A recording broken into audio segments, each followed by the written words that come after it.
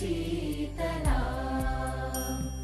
सस्यश्यामला मातरं वन्दे मातरं वन्दे मातरं वन्दे मातरं सुजलां सुफलां मलयज शीतला सस्यश्यामला मातरं वन्दे मातरं शुभ्रजोत्स्ना पुलकितयामिनी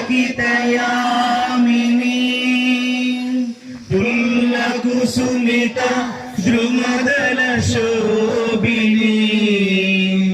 सुहासिनी सुमधुरभाषिणी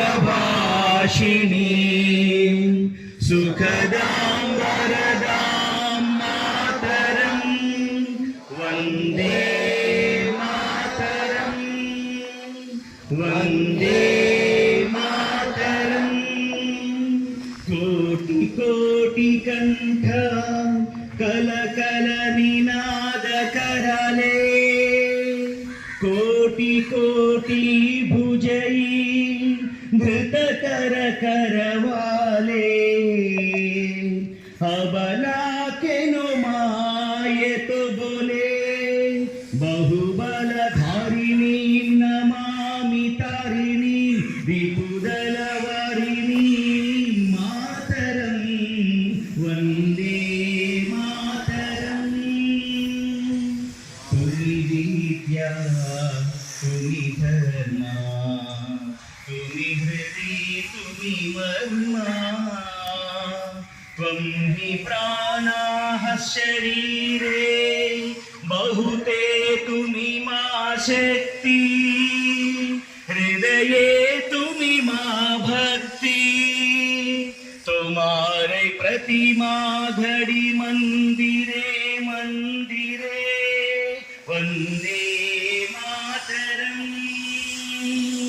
त्वं हि दुर्गा दशप्रहरणधारिणी कमला कमलदल विहारिणी वाणी विद्यादायिनी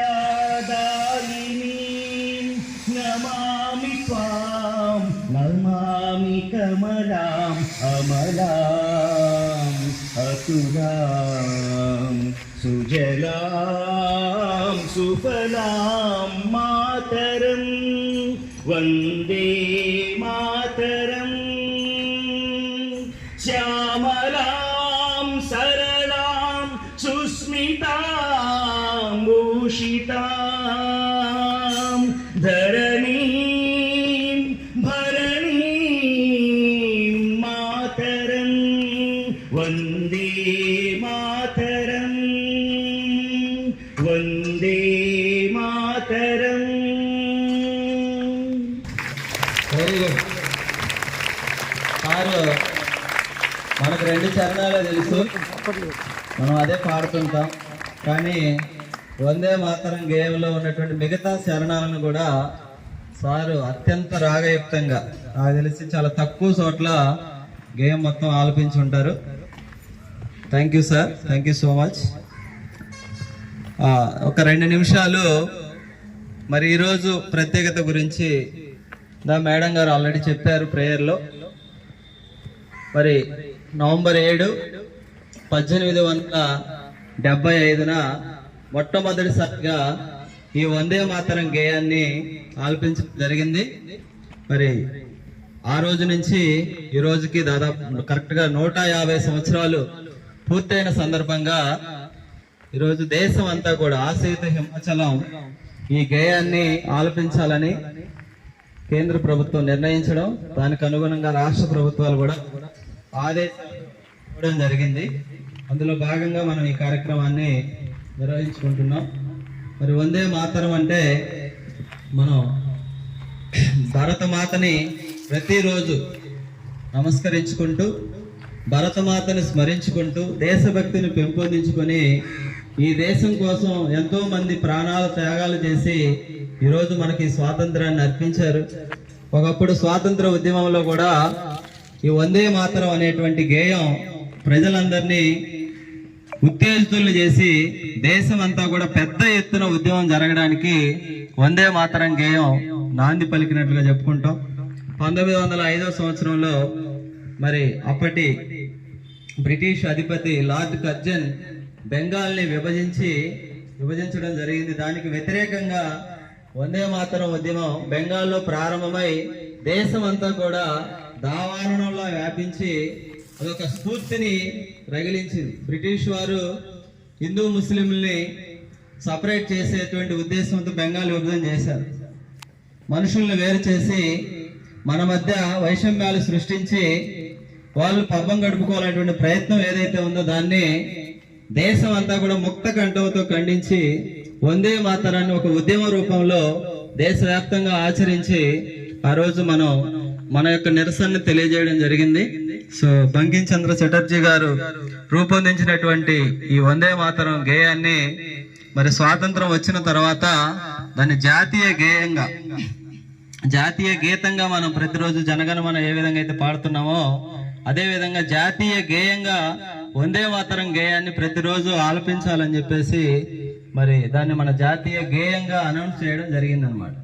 సో ఆ విధంగా ఈరోజు వందే మాతరం అంటే ఏదైతే ఊరక గేయం కాదు, మన దేశాన్ని, మన భరతమాతని మనం ప్రతిరోజు నమస్కరించుకుంటూ దేశభక్తి కలిగి ఈ దేశ ఔన్నత్యానికి, ఈ దేశ అభివృద్ధికి భావి భారత పౌరులు ప్రజలందరూ కూడా కట్టుబడి దేశ ఐక్యతని ఎక్కడా కూడా కొంచెం కూడా మరి దెబ్బతీయకుండా మనందరం సమైక్యంగా అనేక మతాలు, కులాలు, భాషలు, ప్రాంతాలు, జాతులు, ఏ దేశంలో లేనన్ని విభేదాలు, భిన్నత్వాలు మన దేశంలో ఉన్నాయి.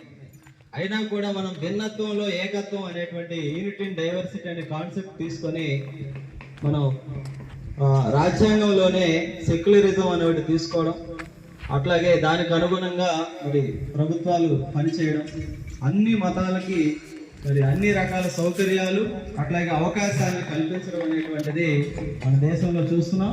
అందుకని మన చుట్టుపక్కల దేశాల్లో ప్రజాస్వామ్యాలు ఫెయిల్ అయ్యాయి.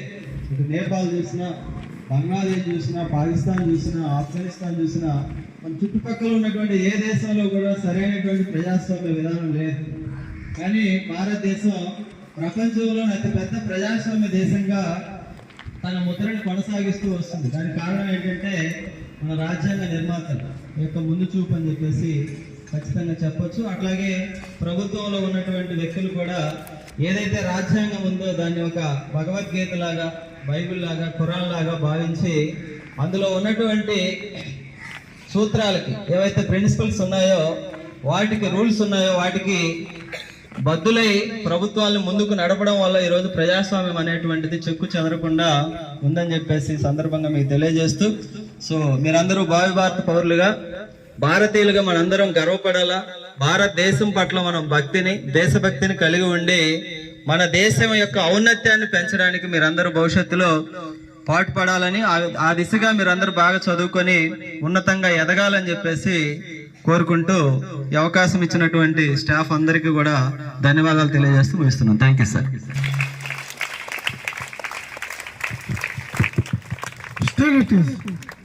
Attention, assembly disperse.